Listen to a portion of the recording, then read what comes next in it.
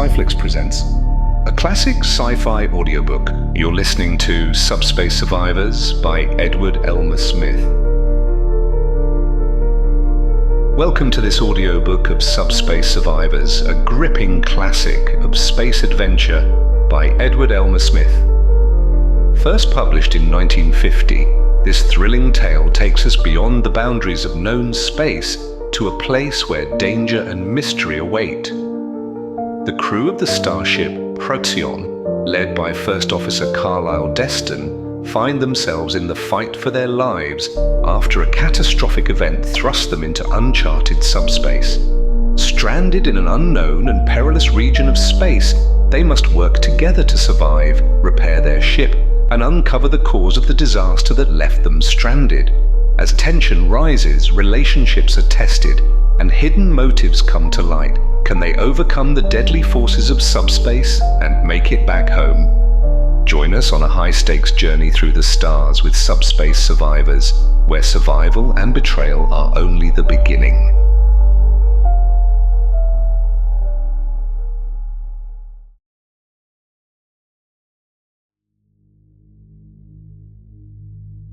All the high-fidelity speakers of the starship Procyon spoke as one, in the skillfully modulated voice of the trained announcer.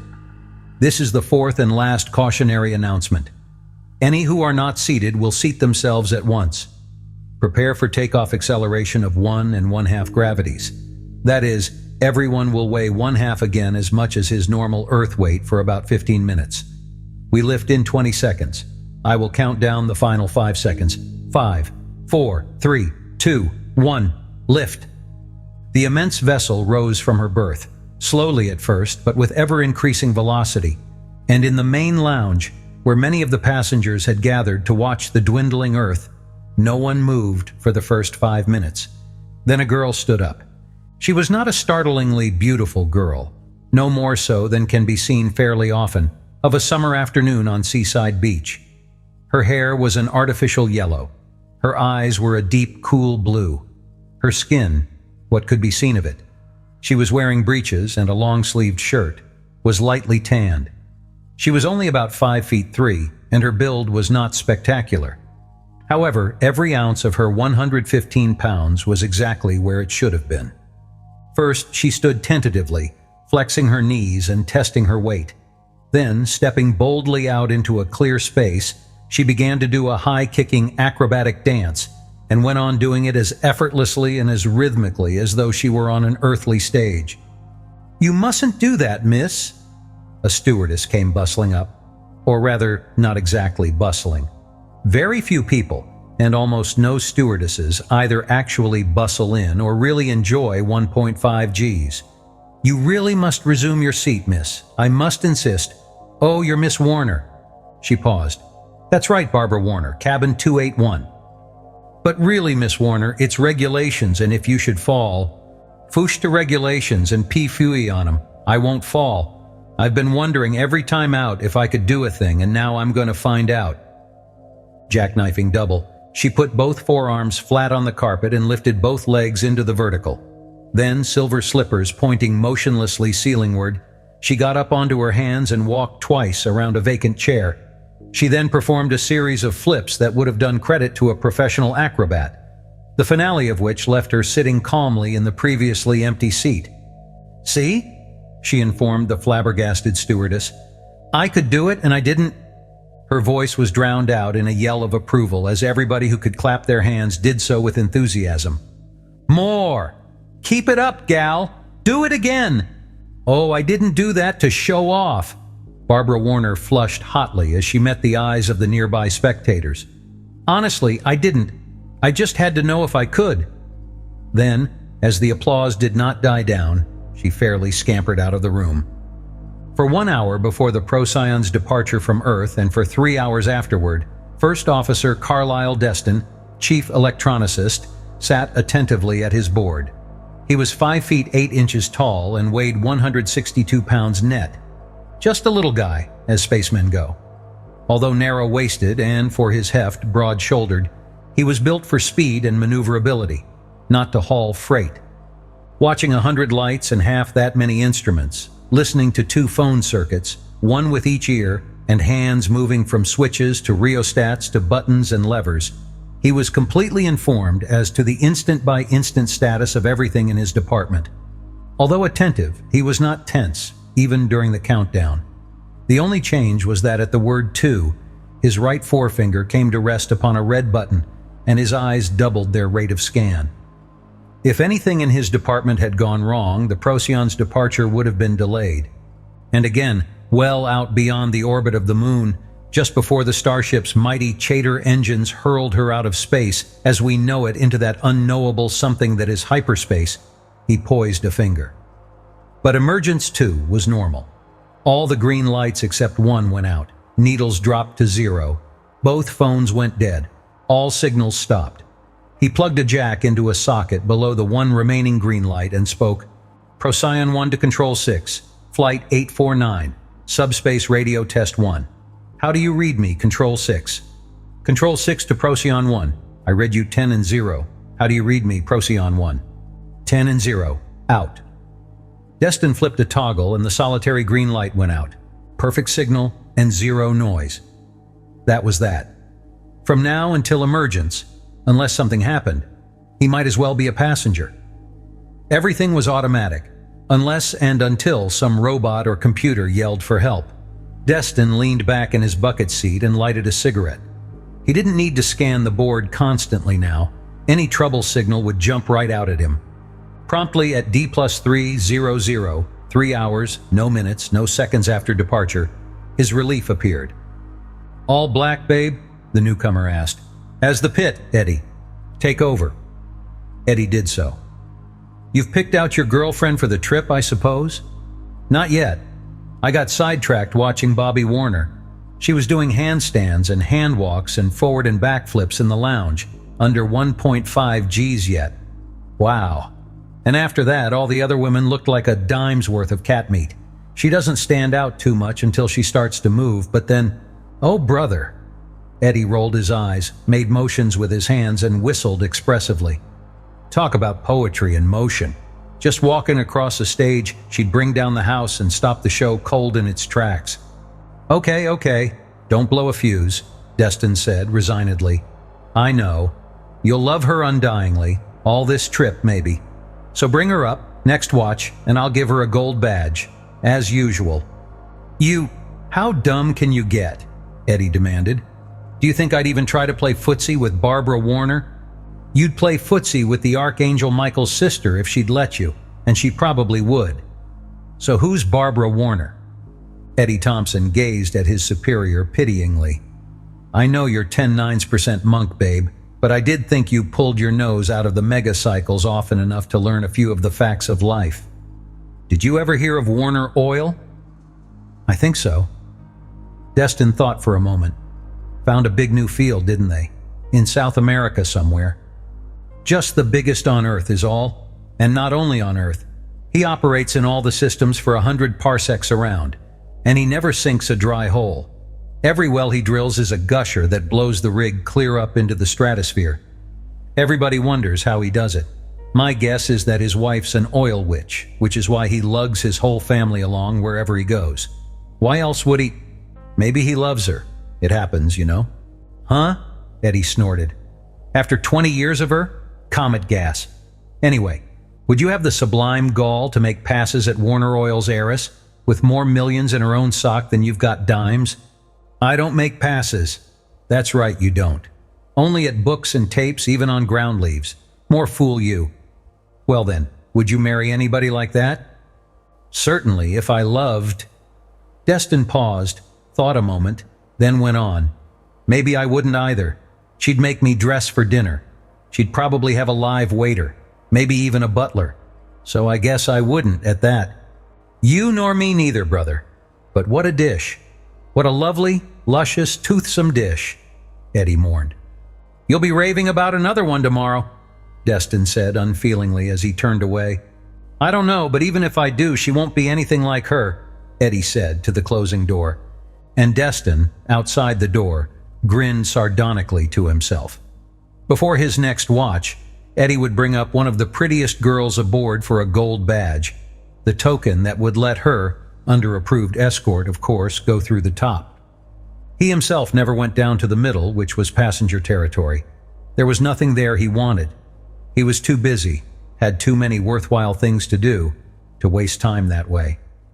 But the hunch was getting stronger and stronger all the time. For the first time in all his 3 years of deep space service, he felt an overpowering urge to go down into the very middle of the middle, to the starship's main lounge. He knew that his hunches were infallible. At cards, dice, or wheels, he had always had hunches, and he had always won. That was why he had stopped gambling, years before anybody found out.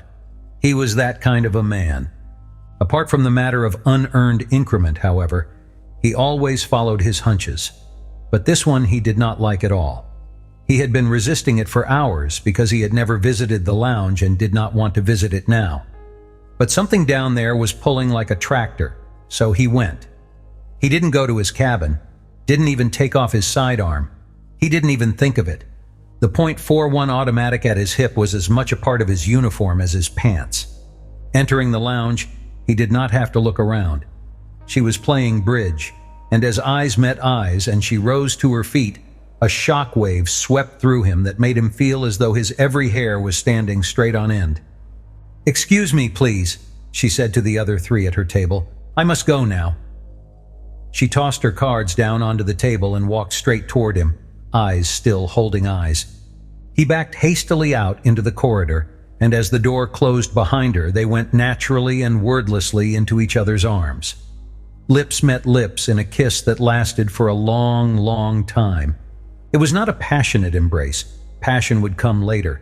It was as though each of them, after endless years of bootless, fruitless longing, had come finally home. "Come with me, dear, where we can talk," she said finally, eyeing with disfavor the half-dozen highly interested spectators. And a couple of minutes later, in cabin 281, Deston said, "So this is why I had to come down into passenger territory. You came aboard at exactly 0743. She shook her yellow head. "A few minutes before that. That was when I read your name in the list of officers on the board. First Officer Carlyle Deston. I got a tingle that went from the tips of my toes up and out through the very ends of my hair. Nothing like when we actually saw each other, of course. We both knew the truth then. It's wonderful that you're so strongly psychic, too." "I don't know about that," he said thoughtfully. "All my training has been based on the axiomatic fact that the map is not the territory. Psionics, as I understand it, holds that the map is practically the territory but can't prove it. So I simply don't know what to believe. On one hand, I have had real hunches all my life. On the other, the signal doesn't carry much information. More like hearing a siren when you're driving along a street. You know you have to pull over and stop, but that's all you know. It could be police, fire ambulance, anything. Anybody with any psionic ability at all ought to do a lot better than that, I should think." "Not necessarily. You've been fighting it. 99% of your mind doesn't want to believe it, is dead set against it. So it has to force its way through willions and skillions of ohms of resistance, so only the most powerful stimuli, maximum signal in your jargon perhaps, can get through to you at all." Suddenly, she giggled like a schoolgirl. "You're either psychic or the biggest wolf in the known universe, and I know you aren't a wolf. If you hadn't been as psychic as I am, you'd have jumped clear out into subspace when a perfectly strange girl attacked you." "How do you know so much about me?" "I made it a point to. One of the juniors told me you're the only virgin officer in all space." "That was Eddie Thompson." "Uh-huh," she nodded brightly. "Well, is that bad?" "Anything else but. That is, he thought it was terrible, outrageous, a betrayal of the whole officer caste. But to me it makes everything just absolutely perfect." "Me too. How soon can we get married?" "I'd say right now, except..." She caught her lower lip between her teeth and thought. No, except. Right now, or as soon as you can. You can't without resigning, can you? They'd fire you?" "Don't worry about that," he grinned. "My record is good enough, I think, to get a good ground job. Even if they fire me for not waiting until we ground, there's lots of jobs. I can support you, sweetheart." "Oh, I know you can. I wasn't thinking of that. You wouldn't like a ground job." What difference does that make? He asked in honest surprise. A man grows up. I couldn't have you with me in space, and I'd like that a lot less. No, I'm done with space as of now. But what was that except business? I thought at first I'd tell my parents first. They're both aboard. But I decided not to. She'd scream bloody murder, and he'd roar like a lion, and none of it would make me change my mind, so we'll get married first. He looked at her questioningly. She shrugged and went on. We aren't what you'd call a happy family. She's been trying to make me marry an old goat of a prince, and I finally told her to go roll her hoop, to get a divorce and marry the foul old beast herself. And to consolidate two empires, he's been wanting me to marry a multi-billionaire, who is also a louse and a crumb and a heel. Last week he insisted on it, and I blew up like an atomic bomb. I told him if I got married 1,000 times, I'd pick every one of my husbands myself, without the least bit of help from either him or her. I'd keep on finding oil and stuff for him, I said, but that was all. Oil, Deston exclaimed involuntarily as everything fell into place in his mind. The way she walked, poetry in motion, the oil witch, 2 empires, more millions than he had dimes. Oh, you're Barbara Warner then? Why, of course, but my friends call me Bobby. Didn't you? But of course you didn't. You never read passenger lists. If you did, you'd have got a tingle too. I got plenty of tingle without reading, believe me. However, I never expected to. Don't say it, dear. She got up and took both his hands in hers. I know how you feel. I don't like to let you ruin your career either, but nothing can separate us now that we've found each other. So, I'll tell you this. Her eyes looked steadily into his. If it bothers you the least bit later on, I'll give every dollar I own to some foundation or other, I swear it. He laughed shamefacedly as he took her in his arms. Since that's the way you look at it, it won't bother me a bit. Uh-huh, you do mean it. She snuggled her head down into the curve of his neck. I can tell. I know you can, sweetheart. Then he had another thought, and with strong, deft fingers, he explored the muscles of her arms and back. But those acrobatics in plus G, and you're trained down as hard and fine as I am, and it's my business to be. How come? I majored in physical education and I love it. And I'm a New Martian, you know, so I teach a few courses. New Martian, I've heard, but you aren't a colonial, you're as Terran as I am. By blood, yes, but I was born on New Mars. Our actual and legal residence has always been there. The tax situation, you know. I don't know, no, taxes don't bother me much. But go ahead, you teach a few courses. In? Oh, bars, trapeze, ground and lofty tumbling, acrobatics, aerialistics, high wire, muscle control, judo, all that kind of thing. Ouch. So if you ever happen to accidentally get mad at me, you'll tie me right up into a pretzel? I doubt it, very seriously. I've tossed lots of 200-pounders around, of course, but they were not space officers. She laughed unaffectedly as she tested his musculature much more professionally and much more thoroughly than he had tested hers. Definitely I couldn't. A good big man can always take a good little one, you know. But I'm not big. I'm just a little squirt. You've probably heard what they call me. Yes, and I'm going to call you Babe, too, and mean it the same way they do. Besides, who wants a man a foot taller than she is and twice as big? You're just exactly the right size. That's spreading the good old oil, Bobby, but I'll never tangle with you if I can help it. Buzzsaws are small, too, and sticks of dynamite. Shall we go hunt up the parson, or should it be a priest, or a rabbi? Even that doesn't make a particle of difference to you. Of course not. How could it? A parson, please. Then, with a bright, quick grin, we have got a lot to learn about each other, haven't we?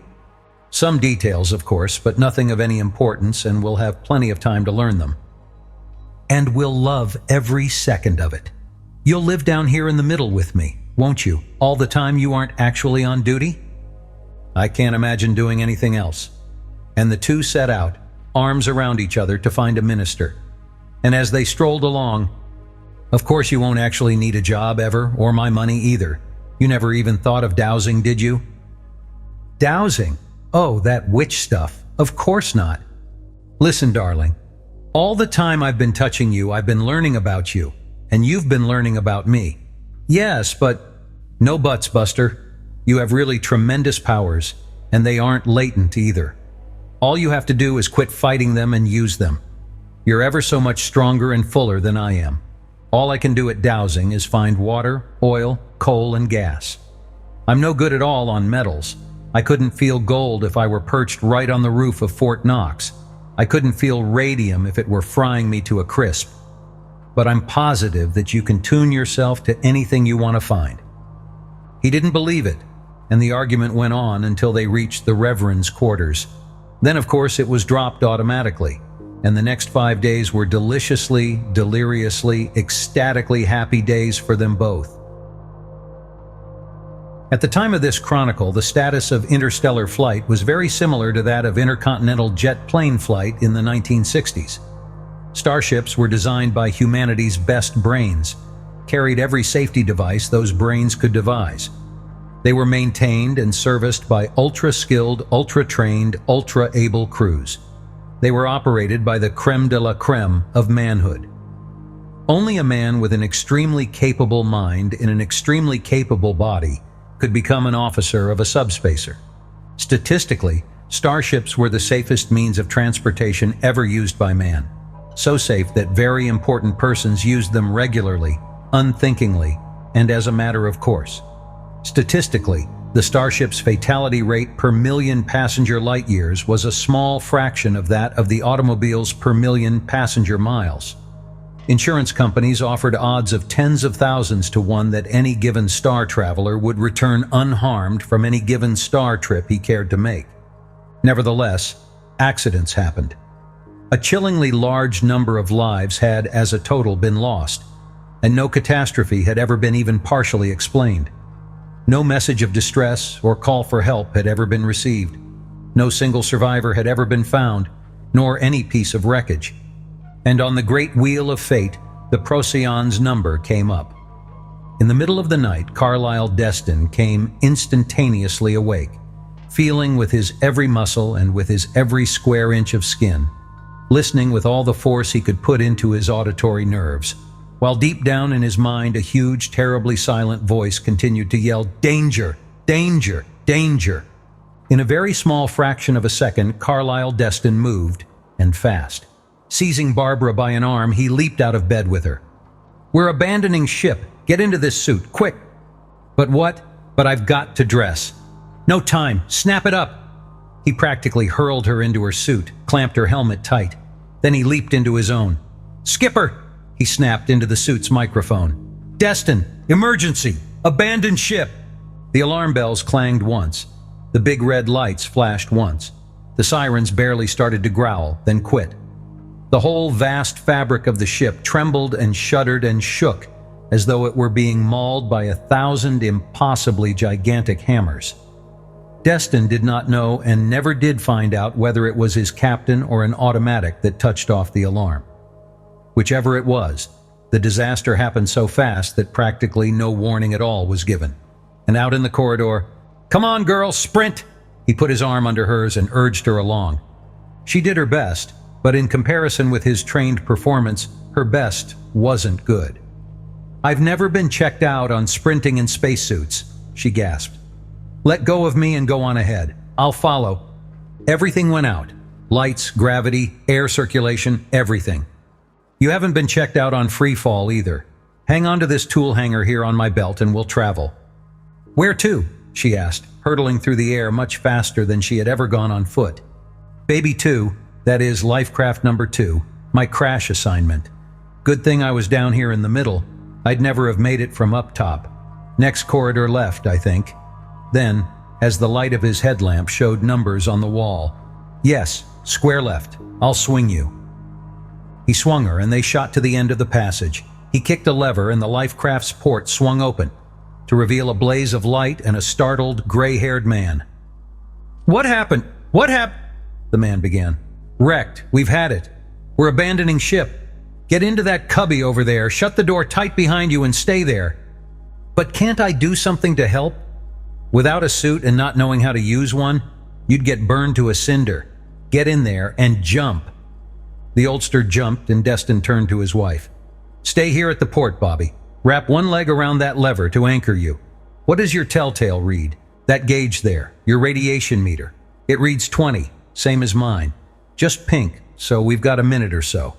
I'll roust out some passengers and toss them to you. You toss them along in there. Can do?" She was white and trembling. She was very evidently on the verge of being violently sick, but she was far from being out of control. "Can do, sir." "Good girl, sweetheart. Hang on 1 minute more and we'll have gravity and you'll be okay." The first 5 doors he tried were locked, and since they were made of armor plate, there was nothing he could do about them except give each one a resounding kick with a heavy steel boot. The 6th was unlocked, but the passengers, a man and a woman, were very evidently and very gruesomely dead. So was everyone else he could find until he came to a room in which a man in a spacesuit was floundering helplessly in the air. He glanced at his telltale. 32, high in the red, almost against the pin. "Bobby, what do you read?" 26. "Good. I found only one, but we're running out of time. I'm coming in." In the life craft, he closed the port and slammed on full drive away from the ship. Then, wheeling, he shucked Barbara out of her suit like an ear of corn and shed his own. He picked up a fire extinguisher-like affair and jerked open the door of a room a little larger than a clothes closet. "Jump in here!" He slammed the door shut. "Now strip, quick!" He picked the canister up and twisted 4 valves.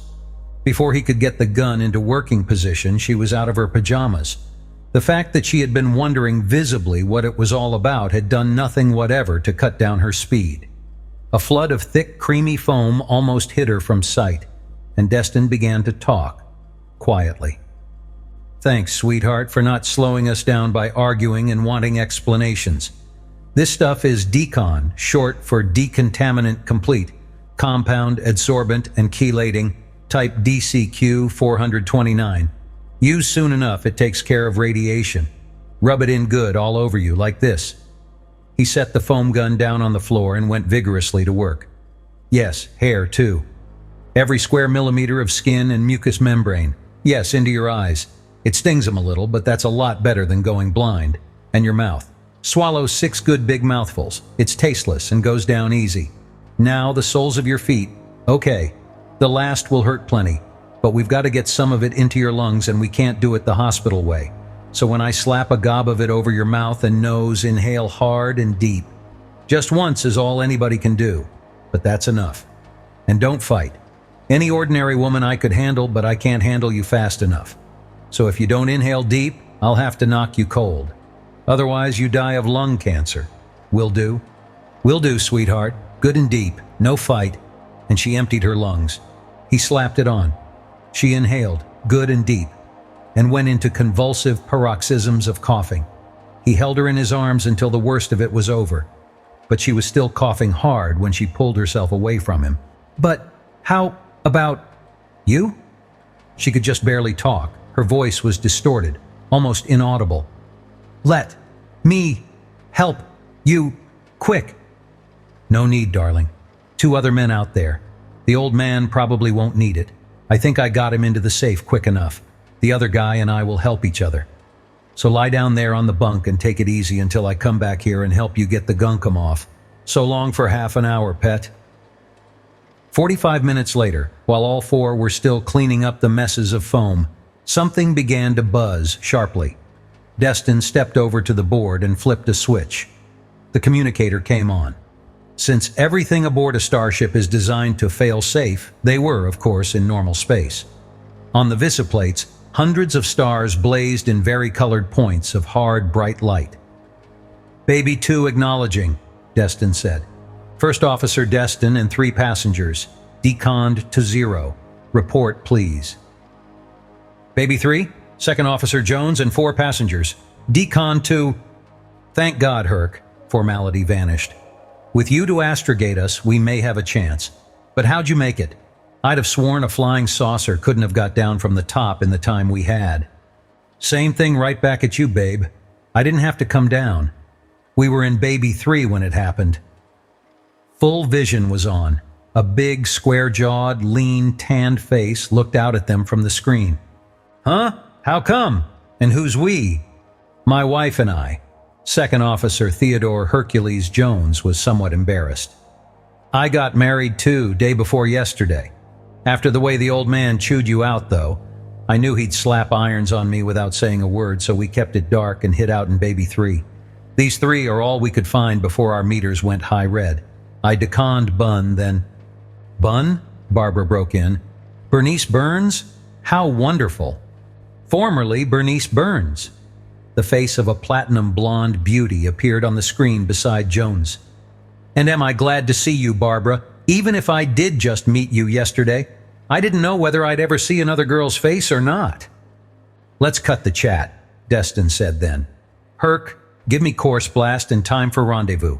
Hey, my watch stopped. So did mine, Jones said. So just hold one gravity on 18-47-271 and I'll correct you as necessary. After setting course and still thinking of his watch, Deston said, but it's non-magnetic. It never stopped before. The gray-haired man spoke. It was never in such a field before. You see, those two observations of fact invalidate 24 of the 38 best theories of hyperspace. But tell me, am I correct in saying that none of you were in direct contact with the metal of the ship when it happened? We avoided in case of trouble. You, name and job?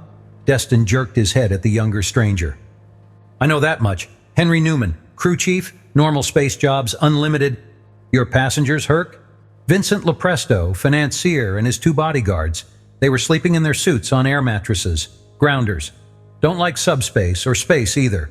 Just so. The gray-haired man nodded almost happily. We survivors then absorbed the charge gradually. But what the... Deston began. One moment, please, young man. You perhaps saw some of the bodies. What were they like? They looked, well, not exactly as though they had exploded, but...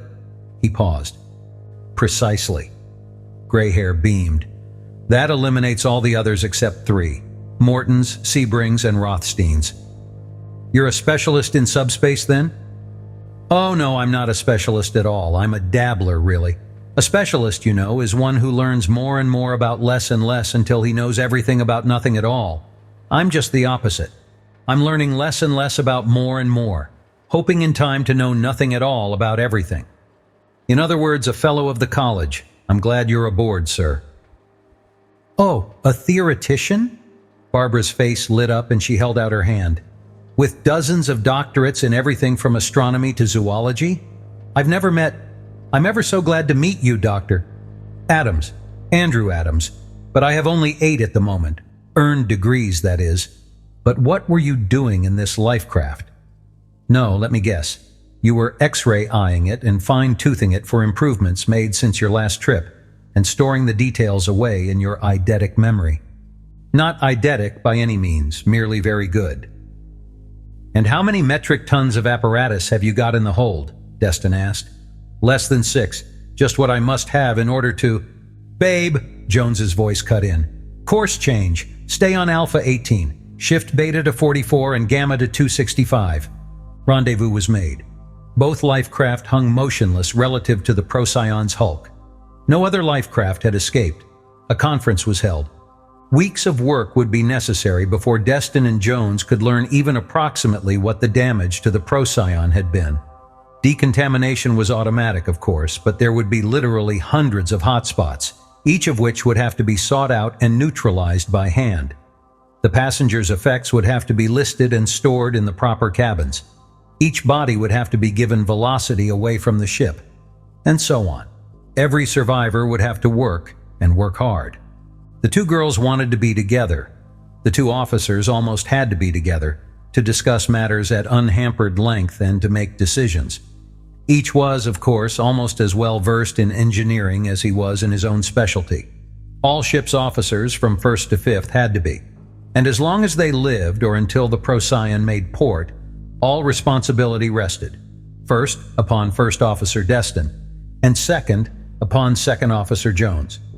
Therefore, Theodore and Bernice Jones came aboard Lifecraft 2, and Deston asked Newman to flit across to Lifecraft 3.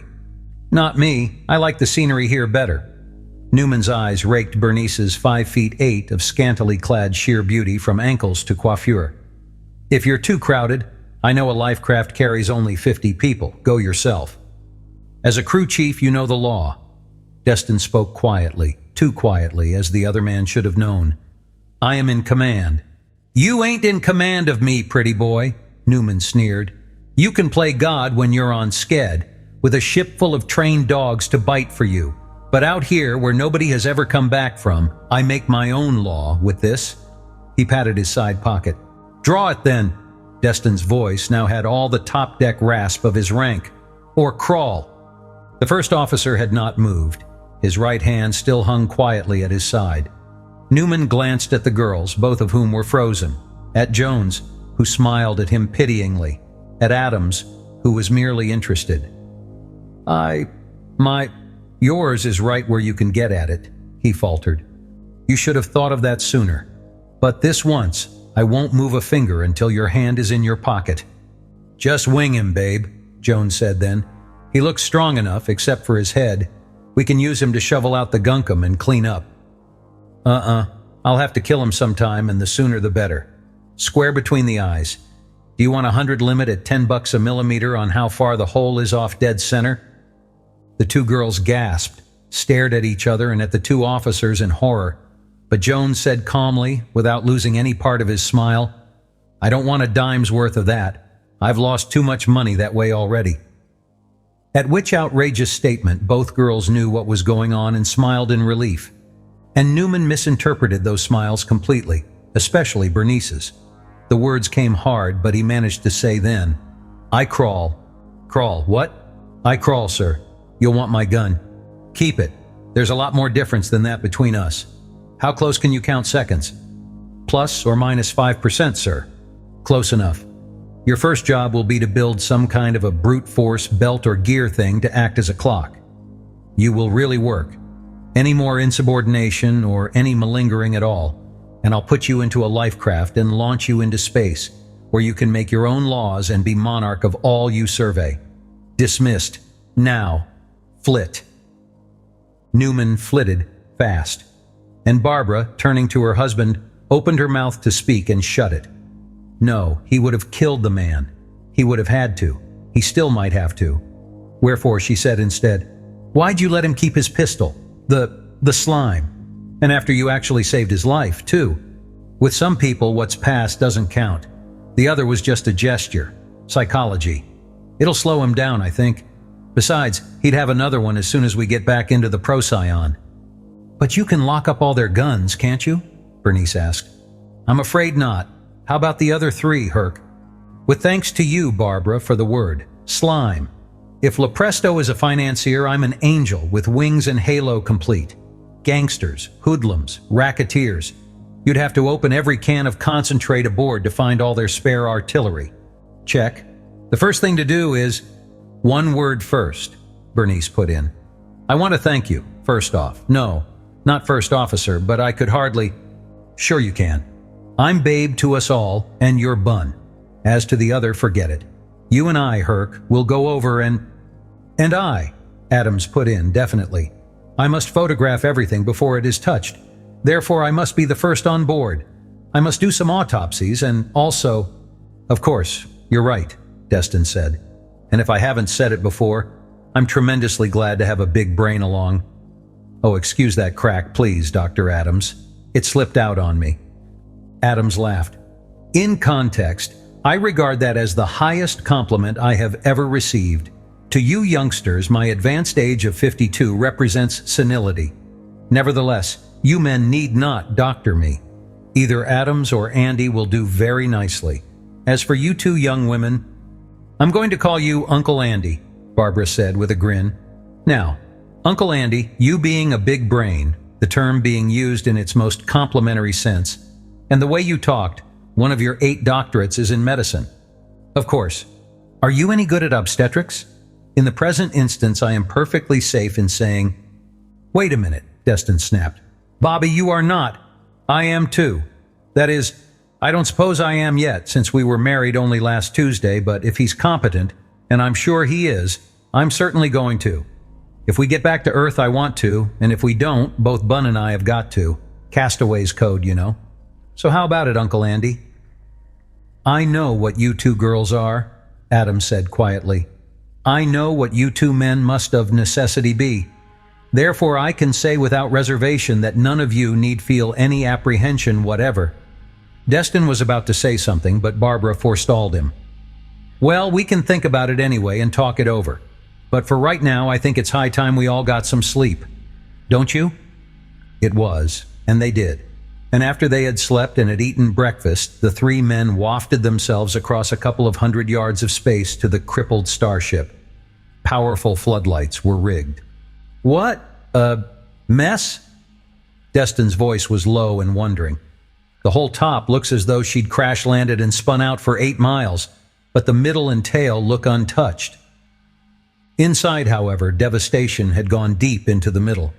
Bulkheads, walls, floors, structural members were torn, sheared, twisted into weirdly distorted shapes impossible to understand or explain. And much worse were the absences. For in dozens of volumes, of as many sizes and of shapes incompatible with any three-dimensional geometry, every solid thing had vanished, without leaving any clue whatever as to where or how it had gone. After 3 long days of hard work, Adams was satisfied. He had taken pictures as fast as both officers could process the film. He had covered many miles of tape with words only half of which either spaceman could understand.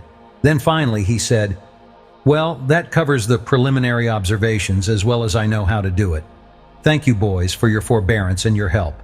Now, if you'll help me find my stuff and bring some of it, a computer and so on, up to the lounge." They did so, the "and so on" proving to be a bewildering miscellany indeed. "Thank you immensely, gentlemen. Now I won't bother you any more." "You've learned a lot, Doc, and we haven't learned much of anything." Deston grinned ruefully. "That makes you the director. You'll have to tell us, in general terms, what to do." "Oh, I can offer a few suggestions. It is virtually certain. 1. That no subspace equipment will function. 2. That all normal space equipment, except for some items you know about, will function normally. 3. That we can't do anything about subspace without landing on a planet. 4. That such landing will require extreme, I might almost say fantastic, precautions. Although both officers thought that they understood item 4, neither of them had any inkling as to what Adams really meant. They did understand thoroughly, however, items 1, 2, and 3. "Hell's jets!" Deston exclaimed. "Do you mean we'll have to blast normal to a system?" "It isn't as bad as you think, babe," Jones said. "Stars are much thicker here. We're in the center somewhere, than around Sol. The probability is 0.9 plus that any emergence would put us less than 0.4 light years away from a star. A couple of them show disks. I haven't measured any yet. Have you, Doc?" "Yes, 0.22 approximately to the closest." "So what?" Deston demanded. "What's the chance of it having an Earth-type planet?" "Any solid planet will do," Adams said, "just so it has plenty of mass." "That's still quite a trip." Deston was coming around. "Especially since we can't use more than 1.0 gravities," Jones put in. "Over the long pull and the women, you're right," Deston agreed and took out his slide rule. "Let's see. 1 gravity, plus and minus, velocity, time. It'll take about 11 months. "Just about," Jones agreed, and Adams nodded. "Well, if that's what the cards say, there's no use yowling about it." And all 9 survivors went to work. Deston, besides working, directed the activities of all the others except Adams, who worked harder and longer than did anyone else. He barely took time out to eat and to sleep. Nor did either Deston or Jones ask him what he was doing. Both knew that it would take 5 years of advanced study before either of them could understand the simplest material on the doctor's tapes. The tremendous engines of the Procyon were again putting out their wonted torrents of power. The starship, now a mere spaceship, was on course at 1 gravity. The life craft were in their slots, but the 5 and the 4 still lived in them rather than in the vast and oppressive emptiness that the ship itself now was. And socially, outside of working hours, the two groups did not mix. Cleanup was going nicely, at the union rate of 6 hours on and 18 hours off. Deston could have set any hours he pleased, but he didn't. There was plenty of time. 11 months in deep space is a tremendously long time. Morning, afternoon, evening, and night were, of course, purely conventional terms. The 24-hour day, measured off by the brute force machine that was their master clock, carried no guarantee, expressed or implied, as to either accuracy or uniformity. One evening then, 4 hard-faced men sat at 2 small tables in the main room of Lifecraft 3. 2 of them, Ferdy Blaine and Moose Morden, were playing cards for small stakes. Ferdy was of medium size, compact rather than slender, built of rawhide and spring steel. Lithe and poised, he was the epitome of leashed and controlled action. Moose was 6'4" and weighed a good 240. Stolid, massive, solid. Ferdy and Moose, a tiger and an elephant, both owned in fee simple by Vincent Lopresto. The 2 at the other table had been planning for days. They had had many vitriolic arguments, but neither had made any motion toward his weapon. "Play it my way and we've got it made, I tell you." Newman pounded the table with his fist. 70 million if it's a cent. Heavier grease than your lousy Spig syndicate ever even heard of. I'm as good an astrogator as Jones is, and a damn sight better engineer. In electronics, I maybe ain't got the theory Pretty Boy has, but at building and repairing the stuff, I've forgot more than he ever will know. At practical stuff, and that's all we give a whoop about, I lay over both them sissies like a lunar dome. "Oh yeah?" Lopresto sneered. "How come you aren't ticketed for Subspace then? For hell's sake, act your age." Newman snorted in disgust. Eyes locked and held, but nothing happened.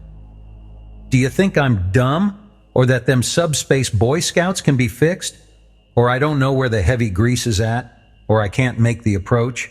Why ain't you in subspace?" "I see." Lopresto forced his anger down. "But I've got to be sure we can get back without him." "You can be damn sure. I got to get back myself, don't I? But get one thing down solid. I get the big peroxide blonde." "You can have her. Too big. I like the little yellowhead a lot better." Newman sneered into the hard-held face so close to his and said, "And don't think for a second you can make me crawl, you small-time chiseling punk. Rub me out after we kill them off and you get nowhere. You're dead. Chew on that a while and you'll know who's boss." After just the right amount of holding back and objecting, Lopresto agreed. "You win, Newman. The way the cards lay? Have you ever planned this kind of an operation, or do you want me to—" "You do it, Vince," Newman said grandly. He had at least one of the qualities of a leader.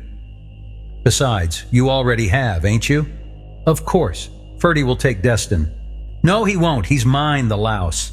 "If you're that dumb, all bets are off. What are you using for a brain? Can't you see the guy's chain lightning on ball bearings?" "But we're going to surprise him, ain't we?" "Sure, but even Ferdy would just as soon not give him an even break. You wouldn't stand the chance of a snowflake in hell, and if you've got the brains of a louse, you know it." "Okay, we'll let Ferdy have him.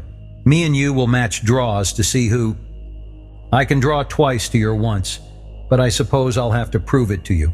I'll take Jones. You will gun the professor. Moose will grab the dames, one under each arm, and keep 'em out of the way until the shooting's over. The only thing is, when? The sooner the better. Tomorrow?" "Not quite, Vince. Let 'em finish figuring course, time, distance, all that stuff. They can do it a lot faster and some better than I can. I'll tell you when." "Okay, and I'll give the signal. When I yell now, we give 'em the business." Newman went to his cabin, and the muscle called Moose spoke thoughtfully. That is, as nearly thoughtfully as his mental equipment would allow. "I don't like that ape, boss. Before you gun him, let me work him over just a little bit, huh?" "It'll be quite a while yet, but that's a promise, Moose. As soon as his job's done, he'll wish he'd never been born. Until then, we'll let him think he's top dog. Let him rave. But Ferdy, anytime he's behind me or out of sight, watch him like a hawk. Shoot him through the right elbow if he makes one sour move. I get you, boss." A couple of evenings later, in Lifecraft 2, Barbara said, "You're worried, babe, and everything's going so smoothly. Why?" "Too smoothly altogether, that's why.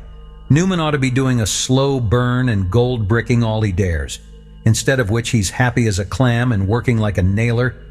And I wouldn't trust Vincent Lopresto or Ferdinand Blaine as far as I can throw a brick chimney by its smoke.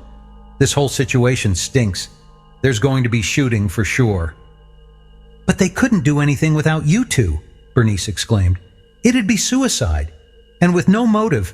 Could they, Ted, possibly?" Jones's dark face did not lighten. "They could, and I'm very much afraid they intend to.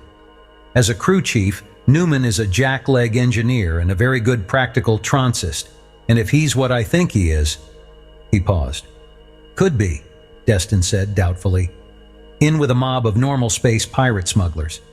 I'll buy that, but there wouldn't be enough plunder to—" "Just a sec. So he's a pretty good rule-of-thumb astrogator too, and we're computing every element of the flight. As for motive, salvage. With either of us alive, none.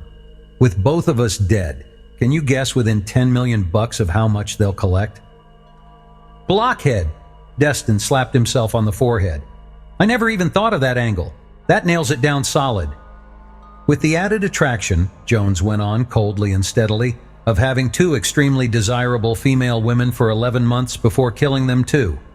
Both girls shrank visibly, and Deston said, "Check. I thought that was the main feature, but it didn't add up. This does. Now how will they figure the battle? Both of us at once of—" "Why?" Barbara asked. "I'd think they'd waylay you one at a time." The survivor would lock the ship in null G, and it'd be like shooting fish in a barrel. Since we're almost never together on duty, and it won't come until after we finish the computations, they'll think up a good reason for everybody to be together, and that itself will be the tip-off. Ferdy will probably draw on me. "And he'll kill you," Jones said flatly. "So I think I'll blow his brains out tomorrow morning on sight." "And get killed yourself?" "No, much better to use their own trap. We can't. Fast as you aren't in his class. He's a professional, probably one of the fastest guns in space." "Yes, but I've got to— I think I can—" Bernice, grinning openly now, stopped Deston's floundering. "It's high time you fellows told each other the truth. Bobby and I let our back hair down long ago. We were both tremendously surprised to know that both you boys are just as strongly psychic as we are, perhaps even more so." "Oh, so you get hunches too?" Jones demanded. "So you'll have plenty of warning?" "All my life. The old alarm clock has never failed me yet. But the girls can't start packing pistols now." "I wouldn't know how to shoot one if I did," Bernice laughed. "I'll throw things. I'm very good at that." "Huh?" Jones asked. He didn't know his new wife very well either. "What can you throw straight enough to do any good?" "Anything I can reach," she replied confidently. "Baseballs, medicine balls, cannonballs, rocks, bricks, darts, discus, hammer, javelin, what have you. In a for-real battle, I'd prefer chairs, I think. Flying chairs are really hard to cope with. Knives are too— I'd much rather have you fellows do the actual executing. I'll start wearing a couple of knives and leg sheaths, but I won't throw them or use them unless I absolutely have to. So who will I knock out with the first chair?" "I'll answer that," Barbara said quietly. "If it's Blaine against Babe, it'll be Lepresto against Herc. So you'll throw your chairs or whatever at that unspeakable oaf Newman. I'd rather brain him than anyone else I know, but that would leave that gigantic gorilla to— Why, Listen, you'll simply have to go armed. I always do." Barbara held out her hands. "Since they don't want to shoot us too, yet, these are all the weapons I'll need." "Against a man-mountain like that? You're that good? Really? Especially against a man-mountain like that. I'm that good. Really?" And both Joneses began to realize what Deston already knew, just how deadly those harmless-seeming weapons could be. Barbara went on, "We should have a signal in case one of us gets warning first. Something that wouldn't mean anything to them. Musical, say, Brahms. That's it. The very instant any one of us feels their intent to signal their attack, he yells, 'Brahms!' and we all beat them to the punch." Okay. It was okay, and the four— Adams was still hard at work in the lounge— went to bed. And 3 days later, within an hour after the last flight datum had been put in the tank, the four intended victims allowed themselves to be inveigled into the lounge. Everything was peaceful. Everyone was full of friendship and brotherly love. But suddenly Brahms rang out, with four voices in absolute unison, followed a moment later by Lepresto's stentorian "now." It was a very good thing that Deston had had ample warning, for he was indeed competing out of his class. As it was, his bullet crashed through Blaine's head, while the gunman's went harmlessly into the carpet. The other pistol duel wasn't even close. Lepresto's hand barely touched his gun. Bernice, even while shrieking the battle cry, leaped to her feet, hurled her chair, and reached for another. But one chair was enough. That fiercely but accurately sped missile knocked the half-drawn pistol from Newman's hand and sent his body crashing to the floor, where Deston's second bullet made it certain that he would not recover consciousness. The Procyon bored on through space, at one unchanging gravity of acceleration. It may not seem, at first glance, that one gravity would result in any very high velocity, but when it is maintained steadily for days and weeks and months, it builds up to a very respectable speed. Nor was there any question of power, for the Procyon's atomics did not drive the ship, but merely energized the Chaders, the Chader effect engines that tap the energy of the expanding universe itself. Thus, in less than 6 months, the Procyon had attained a velocity almost half that of light. At the estimated midpoint of the flight, the spaceship, still at one gravity of drive, was turned end for end, so that for the ensuing 5 and a fraction months, she would be slowing down. A few weeks after the turnover, Adams seemed to have more time. At least he devoted more time to the expectant mothers, even to the point of supervising Deston and Jones in the construction of a weirdly wired device by means of which he studied and photographed the unborn child each woman bore. He said nothing, however, until Barbara made him talk. "Listen, you egregious clam," she said firmly. "I know darn well I've been pregnant for at least 7 months, and I ought to be twice this big. Our clock isn't that far off. Carl said that by wavelengths or something it's only about 3% fast. And you've been pussyfooting and hem-hawing around all this time. Now, Uncle Andy, I want the truth. Are we in for a lot of trouble?" "Trouble? Of course not. Certainly not.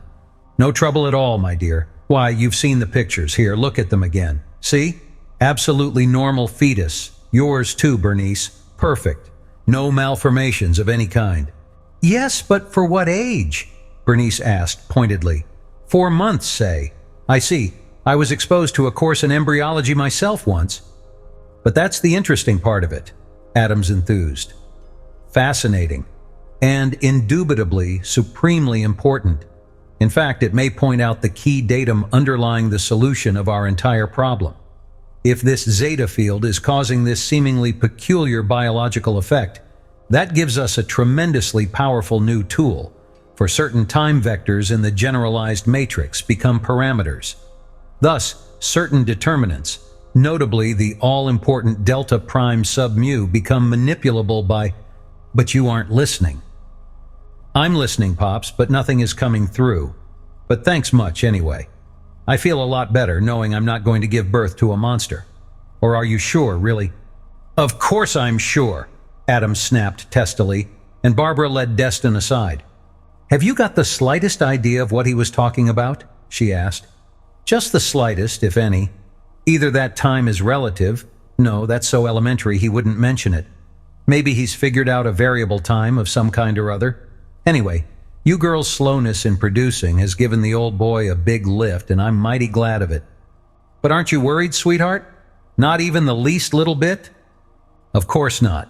And Deston very evidently meant just that. "I am. I can't help but be." "Why aren't you?" "Because Doc isn't, and he knows his stuff, believe me. He can't lie any better than a 3-year-old, and he's sure that all 4 of you are just as safe as though you were in God's left-hand hip pocket." "Oh, that's right. I never thought of it that way. So I don't have anything to worry about, do I?" She lifted her lips to be kissed, and the kiss was long and sweet. Time flew past until one day, a couple of weeks short of arrival, Adams rushed up to Deston and Jones. "I have it," he shouted, and began to spout a torrent of higher, very much higher, mathematics. "Hold it, Doc." Deston held up an expostulatory hand. "I read you 0 and 10. Can't you delouse your signal? Whittle the stuff down to our size?" "Well," the scientist looked hurt, but did consent to forego the high math. "The discharge is catastrophic. In energy equivalent, something of the order of magnitude of 10,000 discharges of lightning. And, unfortunately, I do not know what it is. It is virtually certain, however, that we will be able to dissipate it in successive decrements by the use of long, thin leads extending downward toward a high point of the planet." "Wire, you mean? What kind?" The material is not important except in that it should have sufficient tensile strength to support as many miles as possible of its own length. We've got dozens of coils of hookup wire, Deston said, but not too many miles and it's soft stuff. Graham wire, Jones snapped his finger. Of course, Deston agreed. Hundreds of miles of it. Float the sensor down on a Hotchkiss. Tear out, Jones objected. Bailey it, spidered out to 20 or so big flat feet. That'll take metal, but we can cannibal the whole middle without weakening the structure. Sure, surges, backlash, remote it. Check. Remote everything to baby 2 and... Would you mind delousing your signal? Adams asked caustically. Excuse please, Doc. A guy does talk better in his own lingo, doesn't he? Well, Graham wire is 1.3 millimeter diameter, ultra-high tensile steel wire. Used for rewrapping the grams, you know. No, I don't know. What are grams? Why, they're the intermediates between the chaters. Okay, they're something like bottles that have to stand terrifically high pressures. That's what I want to know. Such wire will do very nicely. Note now that our bodies must be grounded very thoroughly to the metal of the ship. You're so right. We'll wrap the girls in silver mesh underwear up to the eyeballs and run leads as big as my wrist to the frame. The approach was made, and the fourth planet out from that strange sun was selected as a ground. That planet was not at all like Earth. It had very little water, very little atmosphere, and very little vegetation.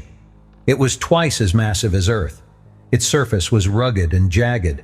One of its stupendous mountain ranges had sharp peaks more than 40,000 feet high. There's one thing more we must do, Adams said. I have barely begun to study this zeta field, and this one may very well be unique, irreplaceable. We must therefore launch all the lifecraft, except number 2, of course, into separate orbits around this sun, so that a properly staffed and properly equipped expedition can study it. Your proper expedition might get its pants burned off too. There is always that possibility, but I will insist on being assigned to the project. This information, young man, is necessary. Okay, Doc. And it was done. And in a few days, the Procyon hung motionless, a good 500 miles high, directly above the highest, sharpest mountain peak they had been able to find. The Bailey boom, with its spider web-like network of grounding cables and with a large pulley at its end, extended 200 feet straight out from the side of the ship. A 25-mile coil of Graham wire was mounted on the remote-controlled Hotchkiss reel. The end of the wire was run out over the pulley, a 15-pound weight to act both as a sensor and to keep the wire from fouling was attached, and a few hundred feet of wire were run out. Then, in Lifecraft 2, as far away from the business district as they could get, the human bodies were grounded and Deston started the reel. The wire ran out and ran and ran and ran. The full 25 miles were paid out, and still nothing happened. Then, very slowly, Deston let the big ship move straight downward, until finally it happened. There was a blast beside which the most terrific flash of lightning ever seen on Earth would have seemed like a firecracker. In what was almost a vacuum, though she was, the whole immense mass of the Procyon was hurled upward like the cork out of a champagne bottle. And as for what it felt like, since the 5 who experienced it could never describe it even to each other, it is obviously indescribable by or to anyone else. As Bernice said long afterward when she was being pressed by a newsman, just tell him it was the living end, and that is as good a description as any. The girls were unwrapped from their silver mesh cocoons and, after a minute or so of semi-hysterics, were as good as new. Then Deston stared into the scope and gulped. Without saying a word, he waved a hand and the others looked. It seemed as though the entire tip of the mountain was gone, had become a seething, flaming volcano on a world that had known no for hundreds of thousands of years.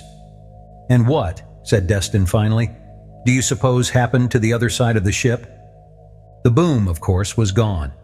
So were all 20 of the grounding cables which, each the size of a man's arm, had fanned out in all directions to anchorages welded solidly to the vessel's skin and frame.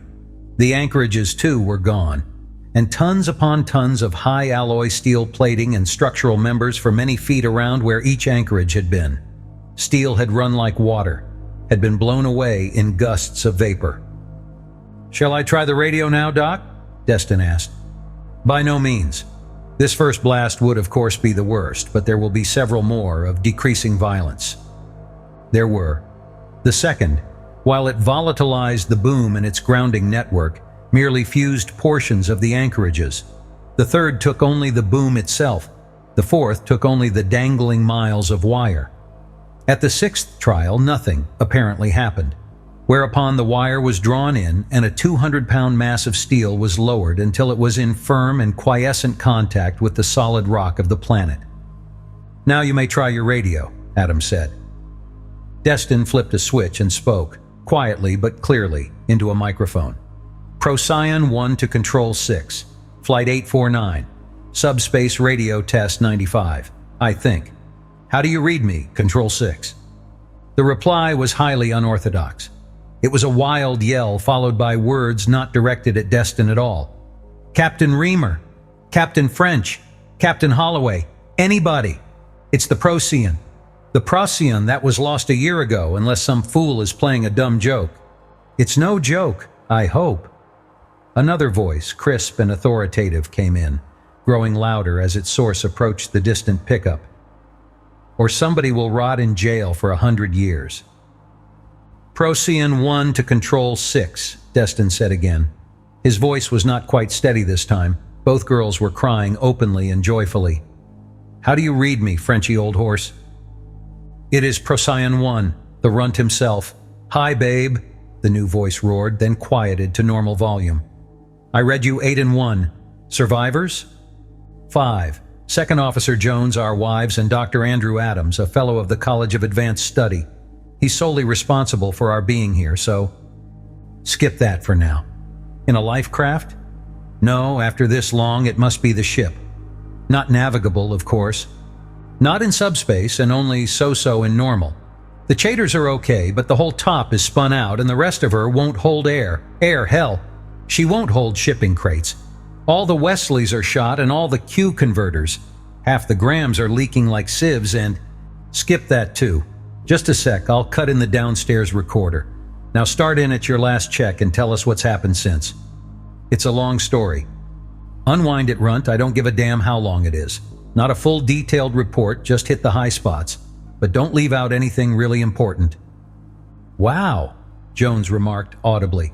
"Wadham and Frenchy, like the ex-urbanite said to the gardener, I don't want you to work hard, just take big shovelfuls and lots of them per minute." "That's enough out of you, Herc, my boy. You'll be next. Go ahead, babe." Deston went ahead and spoke almost steadily for 30 minutes. He did not mention the gangsters, nor any personal matters. Otherwise, his report was accurate and complete. He had no idea that everything he said was going out on an Earth-wide hookup, or that many other planets, monitoring constantly all subspace channels, were hooking on. When he was finally released, Captain French said with a chuckle, "Off the air for a minute. You've no idea what an uproar this has stirred up already. They let them have all your stuff, but we aren't putting out a thing until some brass gets out there and gets the real story. That is the real story, damn it. Oh, sure, and a very nice job, too, for an extemporaneous effort, if it was. Semantics says, though, that in a couple of spots it smells like slightly rancid cheese and... No, keep still. Too many planets listening in. Verbum sap. Anyway, the press smells something, too, and they're screaming their lungs out, especially the Sob sisters. Now, Herc, on the air, you're orbiting the fourth planet of a sun. What sun? Where? I don't know. Unlisted. We're in completely unexplored territory. Standard reference angles are as follows."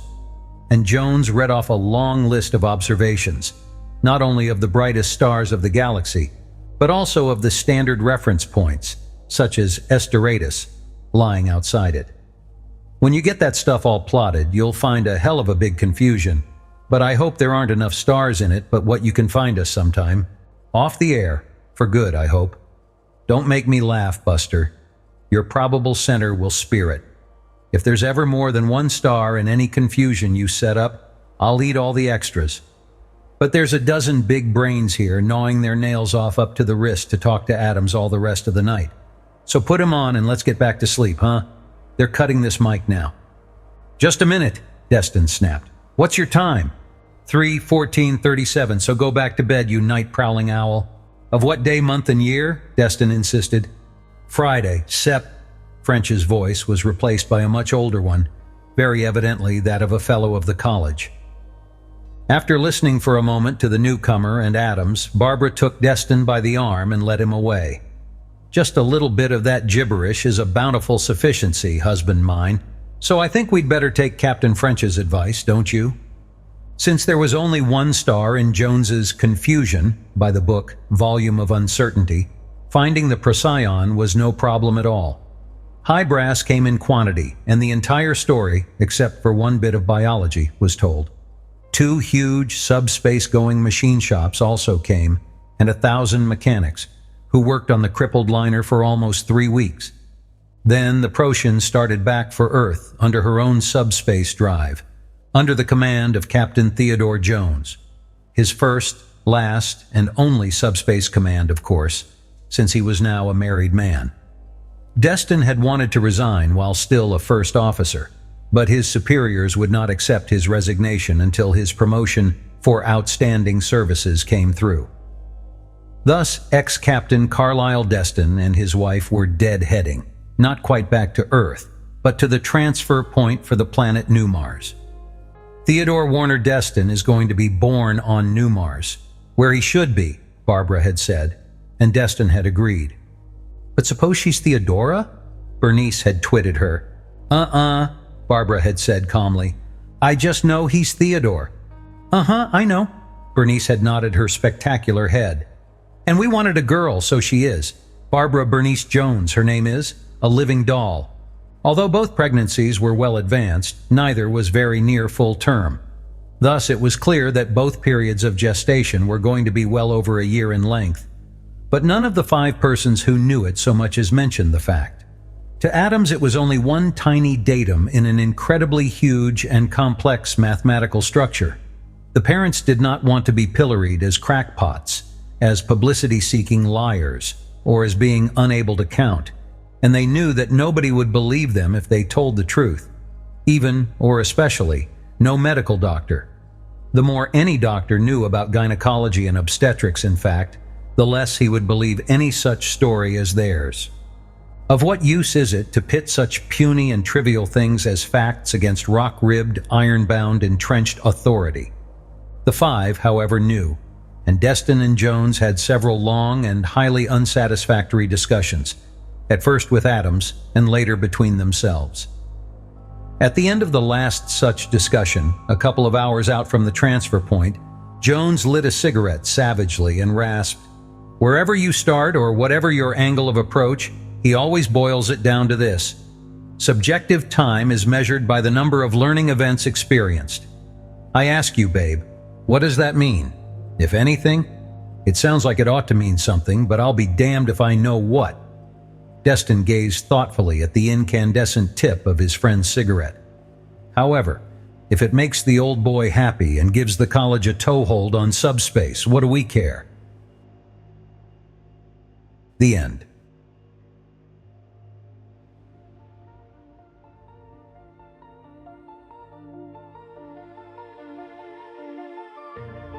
Thank you for listening to Subspace Survivors by Edward Elmer Smith. We hope you enjoyed this journey into classic science fiction.